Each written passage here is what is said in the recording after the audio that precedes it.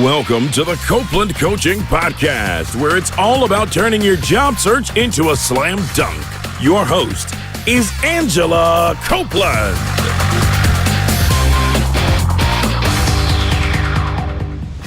Welcome to the Copeland Coaching Podcast. I'm your host, Angela Copeland. In the studio with me today, I have Jeremy Park. Jeremy is the president of the Lipscomb and Pitts Breakfast Club. He's also the vice president of communications at Lipscomb and Pitts Insurance. He hosts a television show and a radio program and is the author of the book, Giving Back with Purpose. The Lipscomb and Pitts Breakfast Club is a privately funded catalyst for Memphis and the Mid-South. A team of partner businesses comprised of some of the largest and most influential employers in the world to mid-sized and local firms, they've come together to align resources and underwrite the cost of more than 150 events each year to enrich and engage leaders and collectively impact our community. Jeremy, thanks for joining me today. Absolutely. This is the fun stuff. Right. Well, I'm just really excited to have you. And, I mentioned in my introduction that you wear a lot of different hats. And I think you're probably one of the best people I've met at networking in Memphis. And so I really wanted to have you on to talk both about networking and also about corporate social responsibility and really getting involved and giving back. Well, the fun part is, you alluded to the fact that I wear many hats, and my wife is the first to say, please do not ask him what he does. In simple forms, though, I help people all day, and I tell fun stories and get people engaged. And as you alluded to, the Lipscomb Pitts Breakfast Club is a privately funded catalyst. So you've got all of these partner companies from FedEx, Smith & Nephew, Baptist, AutoZone, some of the world's largest employers, all the way down to a local restaurant, Napa Cafe. So small, medium, and large businesses all putting money in to underwrite the cost of almost 200 events a year. And so it's workshops and seminars and bringing in national guest speakers, and it's tons of volunteer days and activation projects and things like Samaritan's Feet, where we wash the kids' feet and give them new socks and shoes and back to school supplies. But everything is very turnkey. So as a volunteer, you just basically show up, plug in, give the kids love. The kids walk away saying it's the best day of their lives because they get new shoes and back to school supplies. But you as a volunteer, you really have all you have to do is show up and show love. And so we try to simplify the engagement and make it really easy for anyone, regardless of whatever your age, your economic level, your professional level, to be involved here in the Mid-South. And so that's kind of my background is media, corporate philanthropy, marketing, but it's all centered around helping people. And when you look at my life, I've built a whole career, honestly, on helping people. My marketing, or my degree in college was marketing. Right out of college, worked for a TV production company. And really, regardless of whether philanthropy was a part of that, I always made it a part of that. And so when you start talking about helping people and social responsibility, but really networking, when you boil it down, it's all relationships. Right. And the fact if you can help people and you're authentic, but you're also, too, the person that people trust. And I think that's one of the biggest things that I always talk about is, when you look at the Breakfast Club and myself, we're the ones that people trust can get the job done with less than 24 hours to go.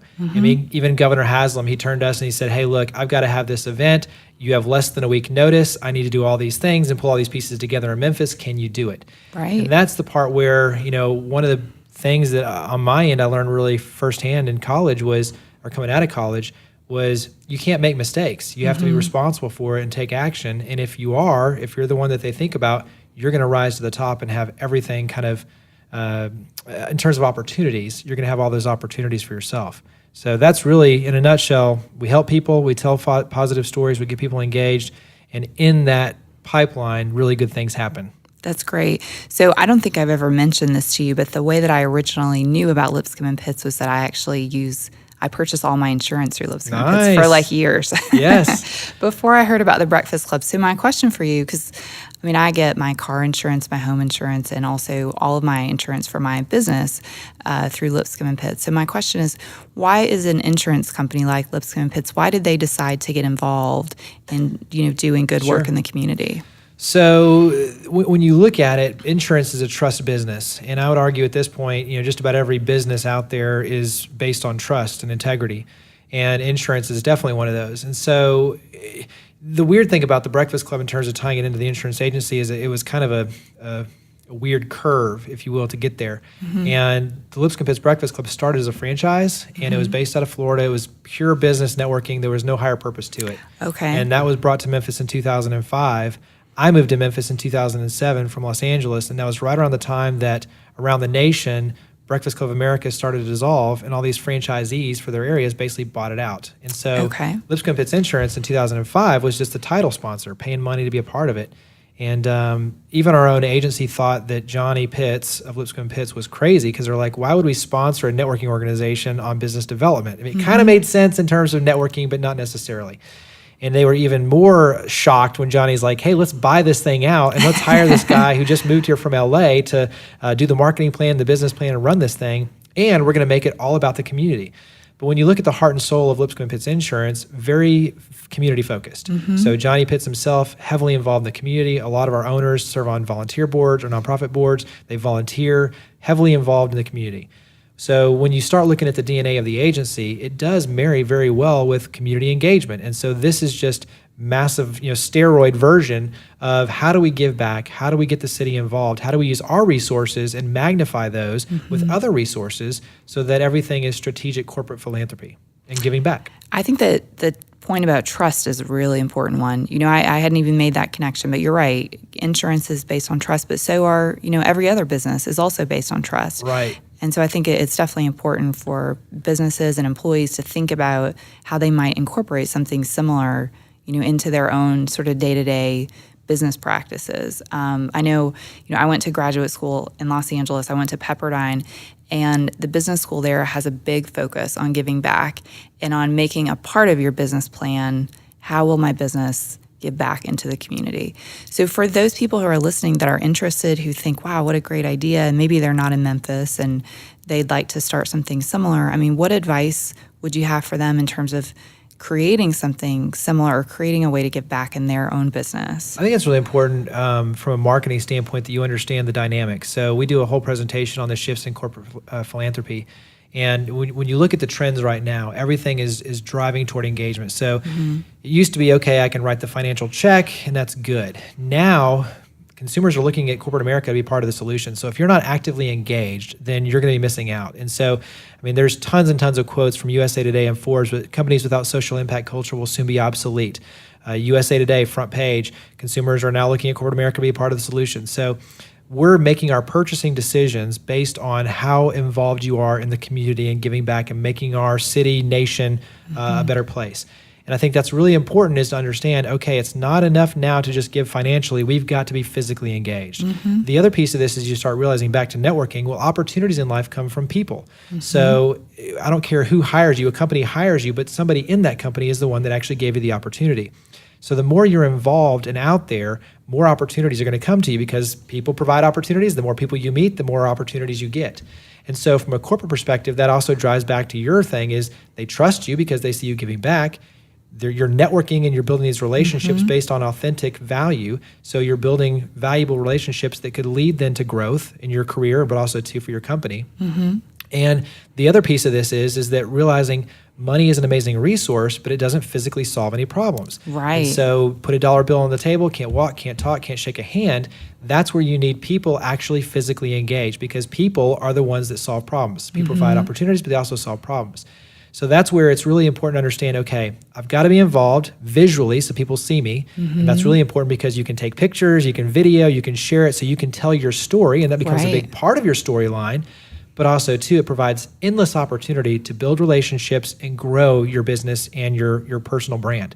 So, and you also help the company because now you're or the community, because you're physically engaged. So that's where, when you start looking back, there's a lot of valuable things that kind of play into this opportunity for you to weave in giving back into your DNA, corporate culture-wise. The thing that I say is, find things that are local to you, because people want to see local. It's great to do mission work overseas, but many times you can't necessarily see that or touch that locally. Right. So find something like, for us, Samaritan's Feet. It's an easy one in the sense that people absolutely love it.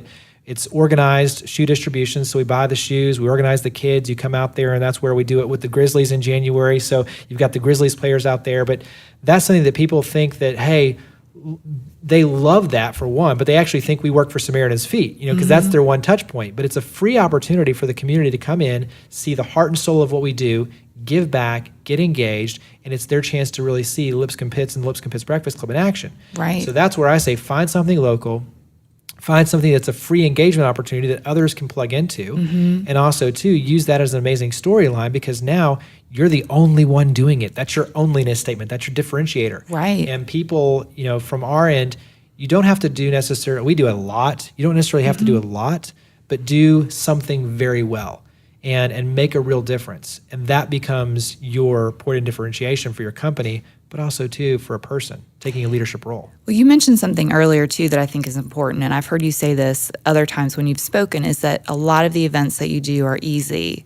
The people who come to volunteer, it's not a commitment that you have to make continuously. It's something that you can do one day. It's easy, you leave. Yep. I mean, to me, I think that's also kind of key because I've seen a lot of organizations who want a really high level of commitment, and especially for folks who are executives or who are really busy, that's really difficult. And I think that's something that you offer that makes it so sort of appealing to other people is that they can kind of come in and come out, as it's convenient or as they're able to. Right. And that's one of the big things is people are so busy. I mean, when you look at technology, when you look at just having kids and sports and everything else, I mean, time flies by at light speed. And so whereas you used to in the past be able to turn to a volunteer and say, hey, can you organize this event and this fundraiser and this thing? Well, now you've got to be able to basically just say, hey, I just need you for this 1 hour and everything else done. Just show up and plug in and plug out. And you're right. So from a not only a nonprofit side, it's important to understand, hey, I've got to make it easy for them to be able to come in and do tours and engagement and volunteerism. But from a corporate side, you've got to realize I've got to make it really easy.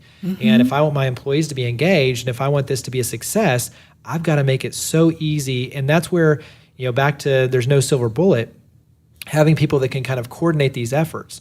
And the one thing that I'll say on that is it doesn't take, so in other words, like on our end, we do modified work schedules. So we allow employees to come in a little bit late. So if they want to do something in the morning that's volunteer driven or leave a little bit early. So we do a lot of things with like here, Porter Leaf, they have an early head start program. So usually we'll allow our team to go in from 8:30 to about 9:30. So do an hour with the kids in the morning and then they show up to work at 10. Or they'll leave at 3:30, so take an hour and a half early. So they'll leave at 3:30, get there by 4, spend 4 to 5. So there's their hour. And then they get to leave like normal work time at 5 o'clock. So we build it structurally into their workday, but yet at the same time, they're able to give back. And we do that a lot with tutoring and mentoring and obviously things that revolve around kids. So that's a super easy way for a company to say, okay, we don't have to give 100 employees over here. Right. We can do something every single week that allows maybe a team of 3 or 5 individuals to go out to these different programs. And it really is as simple as reaching out ahead of time to a nonprofit and saying, hey, here's the time frame we have available. Here's the number of employees that we'll commit to on a regular basis. We'll rotate those employees so that way it's different for every experience. And it becomes fun and it becomes sustainable. And that's where on our end, we do things at inner city apartment complexes working with kids. We do the early head start. We do nonprofit tours, and those are really fun opportunities. And I recommend on my end, if you're doing nonprofit tours, reach out ahead of time, make sure the executive director is there, but also to ask them to invite some of their board. So that way, people always say, why am I doing this? Well, the reality is it gives you a chance to see the good going on in your own backyard. It gives you a chance to learn more about the organizations that are doing great work, but it also too allows you to start meeting more influential people. And that's where that's your hook. Everybody's always saying, well, yes, giving back is the right thing, but what's in it for me? Well, what's in it for you is you get a chance to meet a lot of good people. And I think it's really important to understand too is the executives you meet. So Fred Smith here in Memphis, founder, CEO of FedEx, Bill Rhodes, CEO of AutoZone, these types of individuals, they don't go to networking organizations. Right. So what you end up with networking groups is a lot of sales reps passing out business cards. Yes. The CEOs that you really want to meet that are going to have massive influence over your career and opportunities, they go to things that are about the community. Because if you ask any of them what's near and dear outside of their family and their company, it's always community engagement, something revolving around the community. So that's where, to me, if you start going to things that are community-based and you start getting involved in the community, those are the people you're going to meet.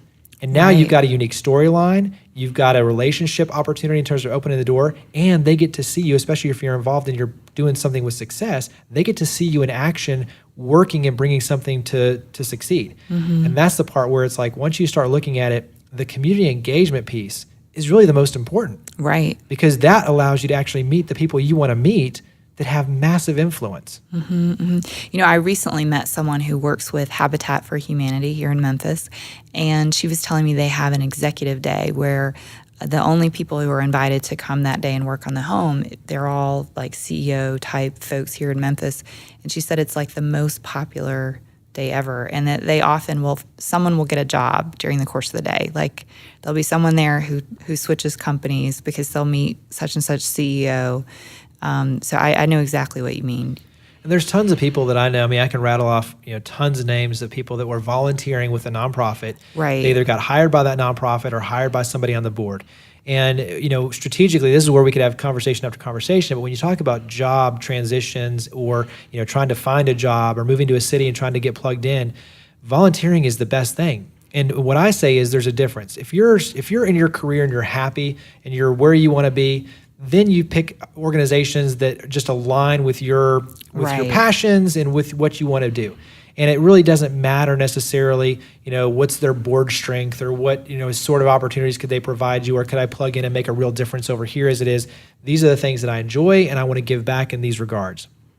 If you're moving to a city though, and you're trying to figure out, okay, I need a job transition or I need to do something, then you've got to pick and start looking at, okay, what are the nonprofits that have powerful boards? What are the ones that I can reach out to and start looking at the companies that I want to go to work for? Mm-hmm. Where are those aligned with? And then start reaching out to those nonprofits and say, look, I've got a little bit of free time. I've got a week or two or on my hands. Give me something. My background is marketing, so I want to do something, whether it's with your website, whether it's with your social media, whether it's an upcoming event. What's something I can do that's marketing related where I can hit a home run for you in this amount of time? Mm-hmm. And then my only caveat is, all I want for you in return, or from you in return, is basically send out a thank you email to your board saying, hey, Jeremy Park did this thing and he knocked it out of the park and that's the home run. And then I get to follow up with those CEOs and those board members and say, hey, you probably saw recently where I was able to work on this project, had a great time doing it. I would love to follow up and see if there's something that I can help you and your company with. Mm-hmm. And that's the kind of stuff on my end where you start working backward on, okay, where do I want to go? Who do I want to meet? Mm-hmm. How can I get involved? How can I showcase my skills and do it in a manner that opens those doors? Right. And that's the part of this where when you start talking about the nuances of giving back, yes, it's the right thing to do. But I've built my whole life, my whole career. Worked with Merv Griffin, Dick Clark, some of the world's most respected people, George W. Bush, all focused on 100%. They saw me doing something in the community. They gave me an opportunity. Mm-hmm. Absolutely. I mean, I think that's such a great point. And I know you've moved around quite a lot. And every time, I'd noticed this with a lot of my clients who have recently relocated.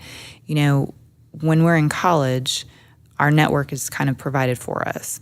As adults, often we're unsure as to how to grow a network in a new city where we don't know anybody, especially when we're not in school anymore. So I think this idea of volunteering is a really great suggestion. The other place where I think it's really helpful, for example, with like something like digital marketing, where the only way you really get experience with is by doing it. Sure. It's hard to get a company to hire you to be a digital marketer if you've never had experience. So I think for careers like that, where you're trying to get new experience or new exposure, that's another bonus with a nonprofit is they may need help. They may be willing to take a risk on you that, a for-profit company just can't take. And that's where I think there's endless opportunity in the sense of reaching out, and whether you're in PR or journalism, or as you're saying, marketing and social media, digital marketing, all of those. And I would even say, finance, operations, management, whatever it is, I think people forget is that just the power of reaching out. Mm-hmm. And when I moved to Memphis, I came here. So my wife is from this area originally, and she's got a very large family that all is from Corinth, Mississippi. And so for us, we knew we wanted to be in a big city. Just for my own, it's like I can survive in a big city. I'm fine. Let's just it's either Nashville, Memphis, or Dallas. And my family's in Dallas, but her family obviously being large, like we want to move and let the kids be with all their cousins. And so we basically said, let's move to Memphis. We didn't know anybody when we moved here. We just said, let's go there. And so she found a job, transferred in. Clear Channel Radio transferred me in, which is now iHeartMedia. But I knew I didn't want to necessarily do local sales and radio promotions, which is what they brought me in for. But I was like, you know what? I'll figure this out. No big deal. And I just started reaching out to people left and right and saying, hey, new to the city, I want to get to know you and your company. I'm a marketing guy. If you'll just tell me simply what you're doing out there and what your process is and kind of what your plan is, I'll just throw you a bunch of ideas. If you like them, great. If not, no big deal. But I walk away getting to know you better, and you walk away with ideas that you can either put in motion or just say, this guy's crazy. Right. But that opened the door. And my point is, is we tell college students all the time, and I tell people all the time, don't be afraid to just reach out. People absolutely love talking about, especially one of the most powerful things you can ask is, how did you become successful? Right. People love talking about how they become successful. So like, you can get a coffee meeting with everybody any single day just by saying, hey, I just want to get to know you better and figure out how you became successful. Right. That right there will get you coffee after coffee after coffee. And the beauty is they open up and they start sharing and you get to see their world. Now, here's the other thing I tell people all the time is make sure when you're meeting with them or going to any networking event, pick out attendees ahead of time. So reach out to the organizing group and say, hey, who are people that are coming out to this event? Obviously, if you're having coffee, you know that person, but reach out and Google them, figure out on LinkedIn. They all put their board positions online, their passions. And those are the questions you want to start out with. So in other words, if I'm sitting down with someone with like Mike Glenn at FedEx, right. I'm not asking him, I'll get to the point where he's become successful with his career, but I'm asking him things about like the Madonna Learning Center, things that are near and dear to his heart. Right. Well, that's going to build a relationship and take it in a whole new pipeline because everybody else is just focused on his business. You're actually coming at it from a community engagement and a personal heartstring. And that, once again, little things like that will set you apart from everybody else. Well, and I think you mentioned something earlier too that's very important, which you mentioned you were approaching people and saying, I want to give you some marketing ideas. I want to give you something. And a lot of times when you are that person who's an executive at a corporation, you're getting a lot of people who are coming at you and asking for something. Do you have a position for me? Could you take me with you to where you work? I remember when I received a promotion a few years ago, and I went to a big corporation and I met someone who, the minute they met me and they realized I was going to be a vice president at this company, they came to me, shut the door in my office and said, take me with you. And I just met you. I just met you. I don't know a thing about you. I don't know anything about you. And so I think the idea of getting to know somebody as a real person and not just looking at like what's in it for me, I think it's important and looking at, building the relationship and building a relationship with both the person and kind of the company that you're interested in. I sometimes have clients that say, well, there's no job for me at that company right now. I didn't see any postings. Well, create it. Right. There will eventually be a posting or they may create one for you. Yeah. And I think to your point, you've got two sides of this. One is we live in a creative economy. So ideas are the currency of today. When you look at the creative class, everything is driven around creativity. It's content. Content is king. So you cannot be afraid to throw out ideas. And really, I would even say, part of the beauty of throwing out ideas is CEOs are extremely busy. They've got a million things going on. And so even on our team, we say, look, if it's your idea, be prepared to run with it. Because if you come in and say, hey, what about this? We're going to say, great idea. Go for it. Right. So that's the beauty of throwing out ideas. If you're sitting there having this coffee with someone and you're saying, hey, look, you're doing this. What about doing it this way? What about this? What about this? And you've got to be prepared enough to carry that thought through. You can't just say it and not follow up with why it's important, where it could go, the impact it could have. So, you've got to do your due diligence. But the reality is by throwing out the carrot, many times these CEOs are smart enough to realize, wait a second, that's a huge opportunity. I don't have time to run with it. Let's hire you. And in the perfect example of this, just even recently I had a friend that went into a medical clinic and realized they need a lot of help on marketing. They need some help on the office admin side. They need some help in some other areas too. And they're like, you know what? I can do this and this and this. If you paid somebody part-time, that's 4 different things, $20,000 each, $80,000. I'll do it for $65,000. So I can do all that stuff and knock that down. There was no job listing there. And they said, you know what? Go for it. I'm the perfect example even, in terms of the Breakfast Club is when I originally sat down with Johnny, the Lipscomb Pitts Breakfast Club at that time, there was only 10 companies, 8 events a year. Wow. So Johnny's like, I can't hire you full-time to run this. There's nothing there. Right. I'm going to hire you to run the marketing for the agency. So your background is, and I grew up in the insurance business with my dad, so I knew the insurance business too. But he's like, I'll hire you to run the marketing for the agency. So that way you've got a full-time job. And then on the side, see where you take this thing with the Breakfast Club. So that's been the magical journey of this over the last 7 years is taking something that was really 2 full-time jobs and trying to start something. My wife thought I was crazy. She's like, this is I'll give it to you, run with it and see where you go with this thing. But that's a lot of work and it's also too a lot of risk. But I thought, here's a rare chance for me to step in at a really pivotal moment where there's nothing really there, but it could be something absolutely amazing. And Johnny and I, right from the start, were on the same page. But my point is that he hired me to run the marketing, and I literally, on my own free time, which was many times at midnight working on projects or the weekends or whatever else, building out what's become this Lipscomb and Pitts Breakfast Club, now to the point where that's my full-time job. We've got a full team. So whereas it was just me doing everything, now I've got a full team that manages the marketing for the agency. So it's been a great success on that regard for the growth. But also, too, now I have the freedom to be able to go out and do literally whatever I want that helps people all day long and tells good stories. And that's where now we have the column in the Commercial Appeal, we have the radio show, the TV show, a televised award show, a book. I mean, all these things that we were able to create simply because of the freedom, but also, too, the ability to say, even from Johnny's perspective, be entrepreneurial enough to know there's not a job there, but guess what? There could be. And this is a calculated risk in terms of hiring someone like this. But the reality is, knows the game plan, has the heart, let's see if this thing blows up. And so, I mean, that's where I would tell people all the time is, jobs, they're not going to post them online because they don't want to get flooded with a bunch of resumes that aren't relevant. But what these business leaders are looking for is successful people that are leaders. We're all looking for leaders.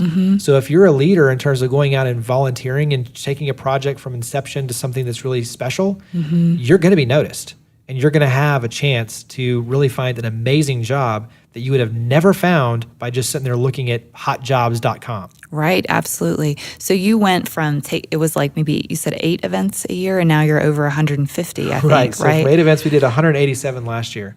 So just imagine. But I mean, the beauty of it is, I mean, networking organizations, like we talked about before, you're a dinosaur. If you're just focusing on networking, then you're missing the whole point of actually being able to make a difference. Right. And when you look at it from a full circle, business leaders don't care about networking. I mean, they care in terms of growing their business, but that's the sales, that's the producer's job.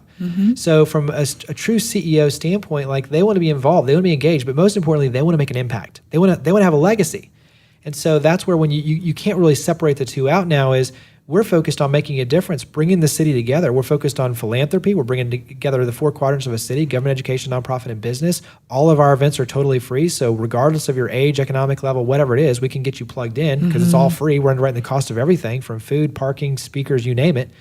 Then the volunteerism, making it extremely turnkey. So you just show up, plug in and plug out, and then celebrating the positives. And celebrating the positives, not the big things, but the little things, the day in and day out mentoring that when you look back over a year, what seems like baby steps has made a huge tidal wave of difference with all these lives.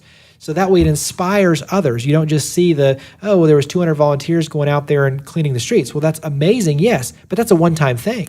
Right. Like, we need you committed day in and day out on a regular, sustainable effort. And that's where if we celebrate the heroes, more people will get inspired to realize, wait a second, this is a lifetime journey. This is a legacy. This is helping others. And I like what one of our guest speakers said. She said, legacy isn't what you leave when you die or pass away.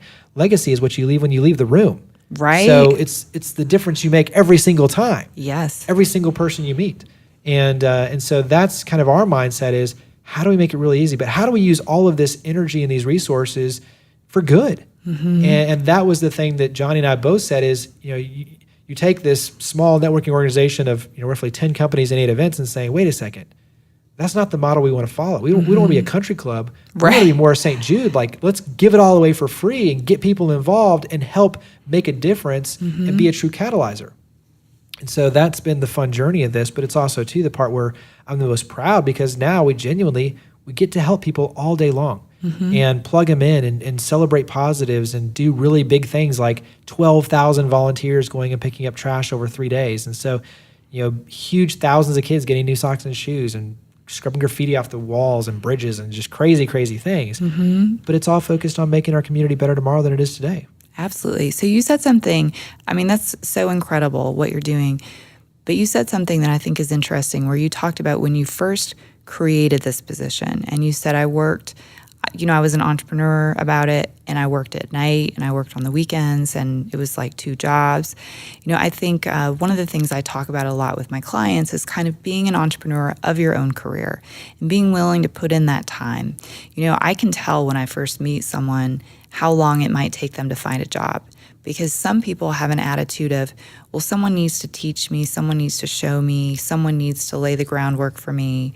And other people come in and they say, well, I'm not sure how to do it, but I'll figure it out.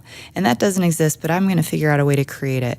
And I don't know anybody at that company, but I'm going to figure out how to meet someone. And yes, I work a lot of hours, but I'm going to work even more hours because I'm going to put some time in to find another job and to do the networking that's needed. So I think it's really about taking ownership, because if you sit back and you don't take ownership over what you're doing and you're not proactive, you won't create those opportunities, you won't create those connections, and you really won't have the same level of impact on yourself or on others. And I totally agree. I mean, I think, on my end, growing up, I played competitive tennis and had a chance to, the crazy thing is everything I've ever wanted in life, I'm not afraid to work my rear off, for one, I'm the first to say it, but was able to play professional tennis, got injured though, and that kind of threw that career to the side. But then I wanted to be a professional musician and follow my dreams in that regard. And so I would stay up all night learning to play guitar. And literally taught myself how to play, how to write songs, how to sing, how to do all this other stuff. Well, after years and years of practicing, playing open mics and, working a full-time job, but then doing it at night and doing whatever it takes, slowly but surely was able to actually build a career out of it and get signed and play all over the world. And so from that standpoint, you start realizing that it boils down to work ethic for one. And on my end, it's not being afraid to burn the candle on both ends.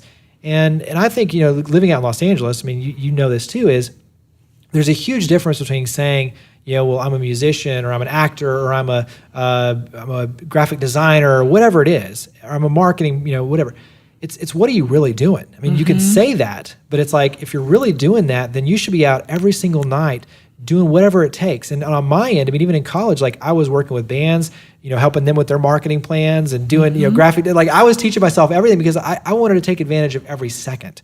And so it's kind of the same thing where I knew with this position, and obviously we've got kids, a wife, so it's a matter of how can I balance it all. Sure. But the reality is, if it's important enough and you really want to get there, then you've got to not be afraid to put the time and effort in, especially on the out of time, because one of the Roscoe's a friend of mine. He always says it the best. He's like, a promotion or job advancement or, anything that's really true success doesn't happen from 8 to 5. That's our normal expectation. Right. What really where the advancement comes is before and after that. So what are you doing for yourself? Are you reading books? Are you going out there and taking new classes? Are you getting involved in the community and volunteering? Are you taking a leadership role with whatever you're doing? Are you out there, and if you're in marketing or PR, for instance, on your free time, you should be volunteering and reaching out to nonprofit. Hey, I'll write your press release. I'll write this. I'll do that. And if you're not and you want to get into that field, you really should be doing it then. Right. Because all of those add up to big opportunities. And so for me, I just look at it as, you kind of alluded to earlier, you can figure out really fast how fast someone's going to find a job or get back on their feet or whatever else. You can't be afraid to go out there and just work your tail off and figure it out and say, you know what? It's not good enough to just be good. I've got to really strive for excellence and raise my own expectations of what I want to put into this so that ultimately I can get where I want to go. Oh, absolutely. So we talked a little bit just then about time and people who don't have a ton of time. If I'm looking, I can only volunteer at a couple of organizations, and I'm really looking for the best sort of bang for my buck in terms of networking. You kind of alluded to it a little bit earlier, but what would your suggestions be in terms of what should I sort of be looking for? If I really am trying to network and I've only got so many hours after work to give. First thing I would say too is, I hear a lot of excuses from people in terms of, they always say, and I'm sure you hear thousands of them, but it's like, I want this. Well, and you start saying, well, okay, do this and this and this. Well, da-da-da-da. Well, da-da-da-da. Well, it's like, you've got to define what's important to you for one and prioritize. And even on my end, I leave the office every day at 5:30. I make hard decisions on, you will rarely see me at nonprofit events Monday through Friday in the evenings or even on the weekends, because that's my family time. So I carve out certain areas that I freely give. And it's like, I'll give you all day long in these areas, but my priority after that is family. I've got to be there for the soccer games. I've got to do this. So I prioritize. But the trade-off then is, once the kids are in bed and once my wife goes to bed, usually 10:30 or 11, I'm doing emails and I'm doing things that need to be done. And so you'll see this kind of flurry and then I come back in. And it may not be to others, but it's stuff that I need to get done. And so my big thing is 3 daily steps. I can't go to sleep until I've done 3 things that proactively move our organization or myself forward. And that's new doors open, projects completed, whatever it is. So that's a daily routine that I've had since college. To your point, though, when you talk about strategy and being useful of your time, the biggest thing that I say is work backward. So try to figure out, where do I want to go? And that's not just with my career, but also too, like personally, what things do I want to be involved in?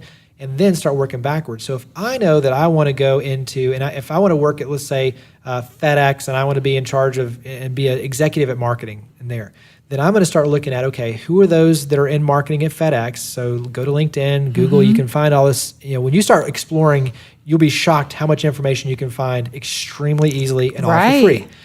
So going out there and figure out, okay, who are the players right now? What are they involved with?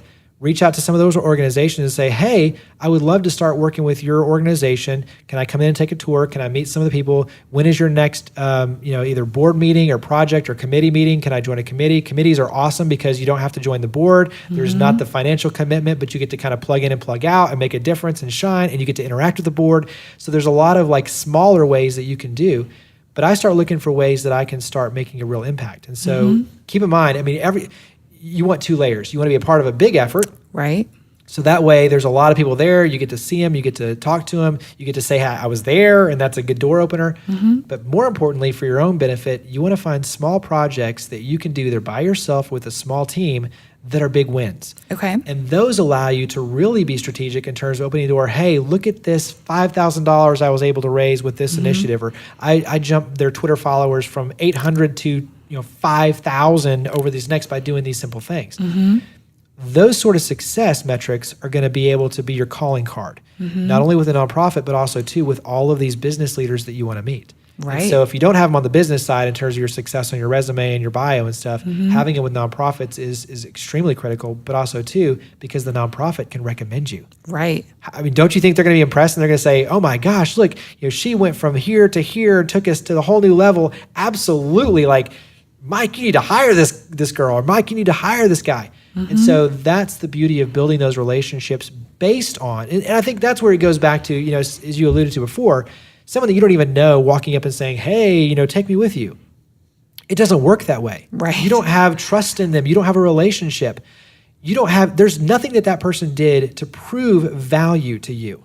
Everything revolves around value. Even on my team, and I'm sure you see this a lot, if you're going to hire somebody, like I've got to hire somebody for, we'll say $50,000, but I've got to prove to the other owners this person's value to our agency is well above $50,000. Sure. Like they're bringing $100,000 of value to our agency. And value obviously is a vague term and you can define it in different ways. But the thing to understand is I've got to be valuable. In the movie industry, one of the first things you learn is 1 second mistake is like $13,000. And there's no such thing as a 1 second mistake. So everybody's got to be on their A game. And so if you drop the ball, you've cost the whole team and the production money. And that's why it becomes very much like, I've got to know that I'm going to trust you because we can't afford mistakes. Right. I've got to be valuable to this production company. I've got to be valuable to this company, this organization. And that's the part where, work yourself backward, figure out where you want to go, but then start looking at how I can add value along the way to build those relationships and open those doors. Right. And you'll be surprised how fast you get there. So one of the things I really like about the Breakfast Club is that it's really open to all sorts of people. And so you can come in and be someone who's not an executive, and you can have the opportunity to meet and network with these executives. And you've kind of alluded a little bit about the relationship building piece. But how do you recommend, say someone comes to an event and they connect and they do kind of show a little bit of their value, maybe they volunteer for some things, but how do they really build that relationship in a modern sort of a way that's not just, kind of stale and old fashioned? So, 9 times out of 10, people come with a very aggressive sales mentality, whether they realize it or not. It's kind of like, you see this kind of desperation in their eyes where they want the job so bad, but it's like, I'm going to do anything and everything to appease you and da-da-da-da. And then, 10 minutes later, I'm just going to totally forget about you. It's like, if you really want to stand out, it's got to be who you are. So, if I'm sitting down with this CEO or whoever it is, my first question is, tell me about some of the things you're involved with. Tell me about some of the things that you're engaged with. What are the boards you serve on? What are the projects you're involved with? We'll get to work stuff in just a second, but I want to know, what are the things that you're involved in the community? How can I help with those? And the reality is you'll be surprised how fast they throw out really good, like, hey, I'm involved in the Madonna Learning Center. We're doing this capital campaign. We've, got to do this and this and this. We're just looking for every single nonprofit, and keep in mind, all these business leaders serve on nonprofits. They're dying for more awareness. They're dying for more fundraising. They're dying for more board members. Like, they want engagement. So all of these business leaders are going to throw those out there. I'm involved in this. And then you simply say, well, how can I help with that project? How can I help with that? They give you something, but then that's where it's in your court now. You've got to actually do that. So you can't just say it and then not do it. You've got to say it and do it and mean it, and then actually over-deliver. And that's how you'll stand out.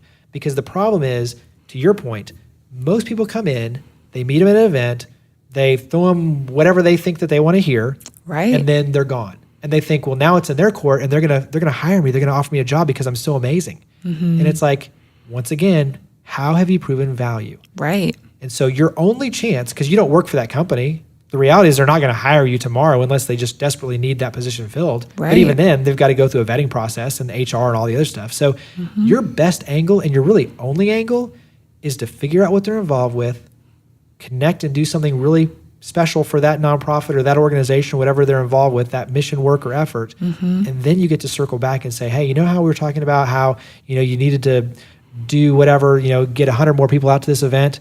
Well, I used my marketing, social media, I've got 105 people coming out to this event tomorrow. You don't think they're going to sit there and say, wow, that's amazing. That's someone I need on my team.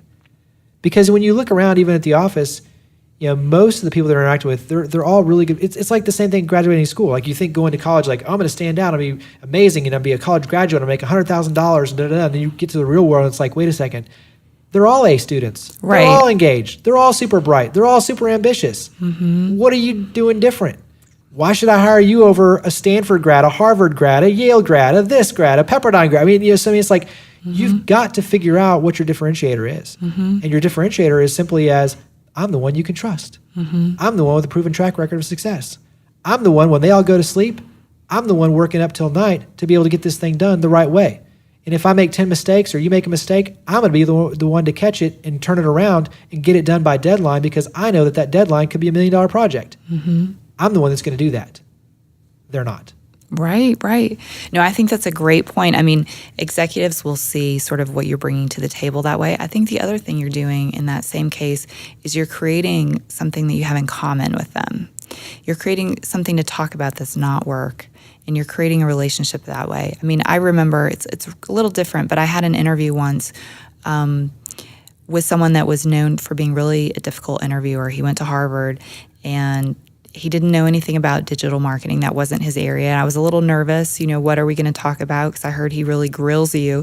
And I went in and we spent like an hour talking about ice hockey, because my undergraduate school plays Harvard in ice hockey, and we were able to relate on that. And he gave me a great review. Eventually I was hired for that position. But what I think you're doing is you're creating even more dimension to yourself. You're showing what's important to you. And in your example, you're showing how you can show results, through this kind of work. So I think it's, it's such a good and typically free way to add value to yourself. Yeah, and I mean, just even in your one example, think about it, is most times you're going to walk into an interview and hopefully you've done your research and you've Googled them and LinkedIn and figured out all the stuff that they're involved with, so you have some frame of reference when you walk in, so you're not just totally cold. But sometimes they don't tell you who you're interviewing with, so it's a little bit different. But the bottom line is, the more you're out there and involved, and kind of like back to what I said, is you want to be involved in big projects, so big things like Habitat for Humanity and builds and trash pickups that are throughout the city. Things that people recognize, especially like MIFA, for instance, volunteering and doing their Meals on Wheels. Well, every single executive knows MIFA. Sure. They all know what Meals on Wheels does. And so, that's a very recognizable program that you can easily say, by throwing that out there, they'll know what you're talking about. But then also, too, having these smaller wins that you can use as kind of your resume blurbs, right? But that's, to your point, is you might not have ice hockey in common. You might not have a fan of NASCAR or whatever it is. You might not have things like that you can fall back to, and you might scan their office and not see anything that you can kind of reach out to. Right. But I guarantee, if you're involved in the community and you start throwing those out, every single one of them will have a story that touches on something within that realm. And so you can be vague in the sense of, yeah, we were out there doing, with the Wolf River doing this huge trash pickup. And, that's something that to me was really exciting because you learned a lot about just not only the environmental impact, but also too, just how ridiculously insane on a hot day it is to pick up things like cigarette butts. And so I've learned, anytime I see those coming out of a car, I cringe. Things like that will really set the tone then, because now, to your point, you're building a relationship. And back to my point is they all care deeply about the community because they understand intrinsically for their company to survive and thrive, the community has to thrive. So if they're not engaged, then you lose on things like workforce development, crime, education, all of these things are near and dear because those affect their workforce. Those affect people being able to physically buy their goods and services. So we desperately need for the community to thrive because if the community thrives, the pie becomes bigger, and in the end, we all win. So that's where when you start looking at it from a CEO standpoint, they desperately care about the community. They desperately care for this community to thrive. So having those sort of storylines for yourself, that builds you common ground every single time. Absolutely. Absolutely. I totally agree. Well, there's one other theme that I've kind of picked up on as we've been talking today. You talk to a lot of people who have excuses and who, they have a reason that they can't volunteer. I talk to people who have excuses about why they are not able to learn something new or try something new. Over the course of the podcast, I've interviewed a couple of people who've been incredibly successful career-wise, and they've been able to flip their career, whether it was with very little education or very little experience in an area. And the theme that has come through for me with them and also with you is a level of openness, a level of being willing to try something new and not being so afraid and not just walking away from things. And that's what I hear from you too. I think that's a really important lesson for folks, whether it's with networking, with expanding your career, is being open to trying new things and putting those excuses aside. You have to. There's no silver bullet. I think people are always looking for an easy way. They want to scratch off the lottery and win the $1 million. And for a few that might happen, but even by and large, when you look at the longevity of that, most of them go bankrupt. And so the key is realizing is, to your point, not only do you have to be not afraid to go ahead and take risks. First day of college, a lot of my friends, I used to idolize them playing for big bands. In high school, they're opening up for bands like the Toadies and things like this that are big in Texas.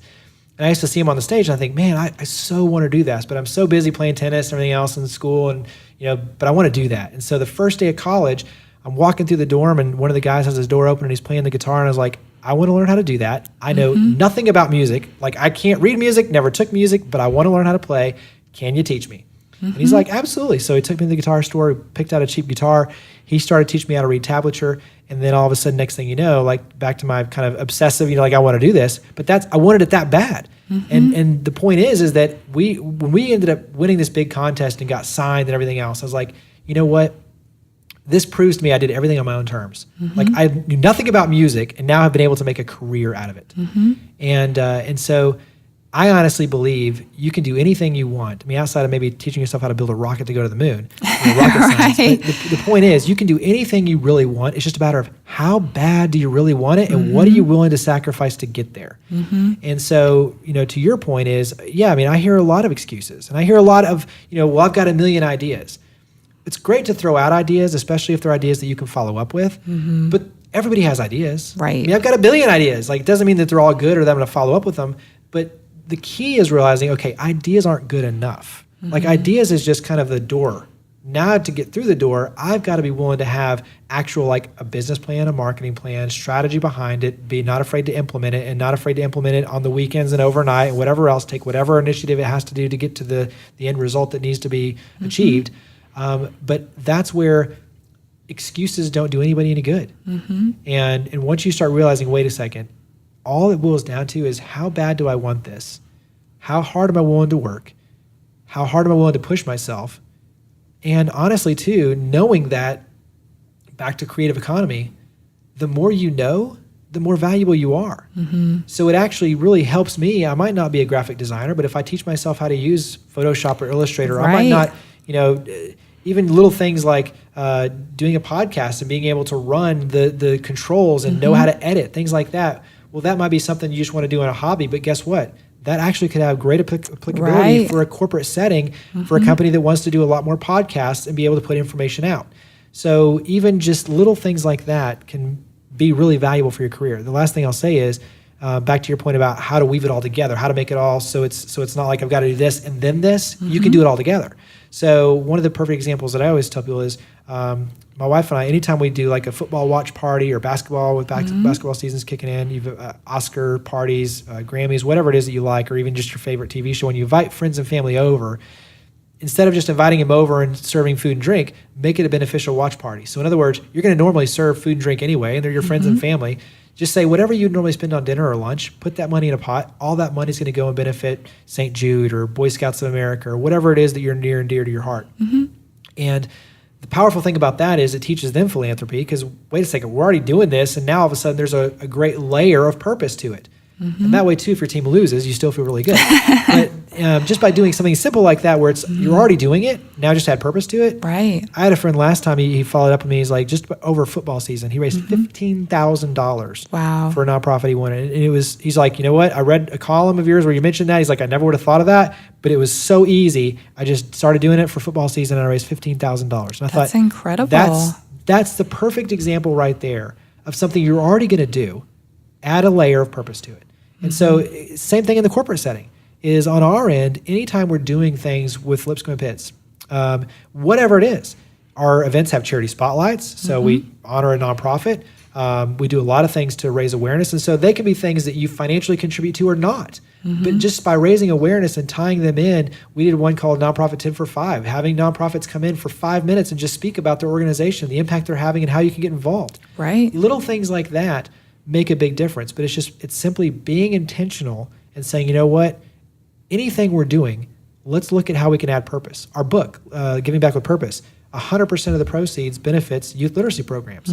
So it's taking something we're going to do, and so it's a book about giving back that gives back. But that was my point, is I'm not going to do a book and actually get anything from it. If I'm doing this book, I'm going to use it to benefit others. Right. And so it becomes a mindset where it's like you start looking through your lens, you start looking at every single thing as an opportunity to give back. And you will be surprised how fast the world not only becomes more colorful, but you start realizing, wait a second, I can make a dramatic impact by doing things I'm already doing. Absolutely. So speaking of making an impact and getting involved, if somebody who's listening is interested to get involved in the Lipscomb and Pitts Breakfast Club, where should they go? How can they learn more? So our website is basically our initials. So it's THE, LPBC.com, so Lipscomb Pitts Breakfast Club. So it's the LPBC. That's what everybody knows us by, is kind of the initials, the LPBC. So that's our Twitter handle. That's our Facebook. Everything is the LPBC.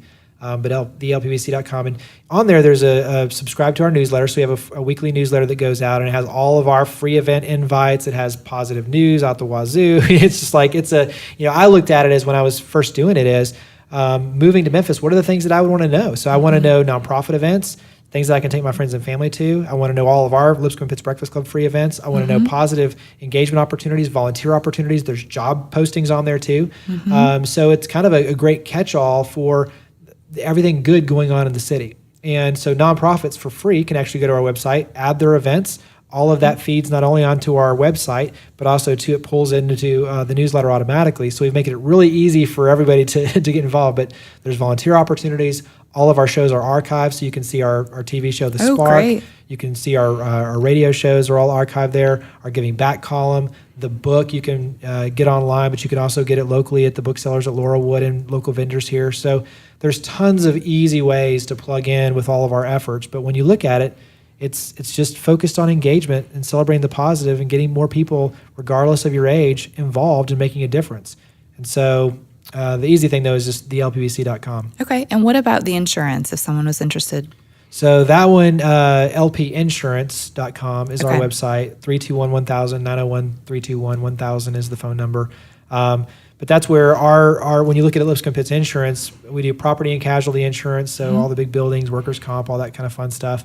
Employee benefits is a big piece of that, so health insurance, dental, vision, and then to your point, we have personal lines, which is the home and auto as well. So we cover a very wide spectrum, and obviously I'm biased, but part of the reason why I love working there is that these are so specialists in terms of our team. I mean, so much so that they're helping the insurance carriers rewrite the policies they're that good. Like they're finding amazing gaps and they're saying, wait a second, we need to not only help our customer, but also too, we need to rewrite some of these policies on the carrier side. So we're a broker. So we sit in between. So we're doing whatever's best for the customer, but then also too, trying to make sure and manage the risk, but also to the pricing. And I think that's the one kind of commercial piece of this is, the beauty is very much like a specialist. You get to go in and you get to have a huge array of products and tools at your disposal versus being tied to just one. Right. And so that's where for us, we can carve out and say, okay, we'll handle this risk with this carrier, but over here, this is a different one. They have a specialty over here. Let's split this out over here, and this over here, and this over here. And, oh, by the way, do it where we can bundle it together and save you a ton of money too. So that's the fun of what they do. Luckily, I'm not involved in any of that. I just get to talk about it and do all the community engagement. But that's what they do so well. And anyway, happy to help on that side too. Well, I had to ask because, I've really appreciated the great customer service and the way that I could go to one person that would help me with multiple insurance companies and multiple different kinds of plans. So it's been really nice. Well, Jeremy, thank you so much for joining me today. My pleasure. Thank you. It's been incredibly helpful. And thank you, everyone, for listening. Tune in next week for another edition of the Copeland Coaching Podcast. And if you haven't already, be sure to subscribe on iTunes to the Copeland Coaching Podcast so you never miss an episode. Thank you for listening to the Copeland Coaching Podcast today with your host, Angela Copeland. Tune in next time to get more great tips on turning your job search into a slam dunk.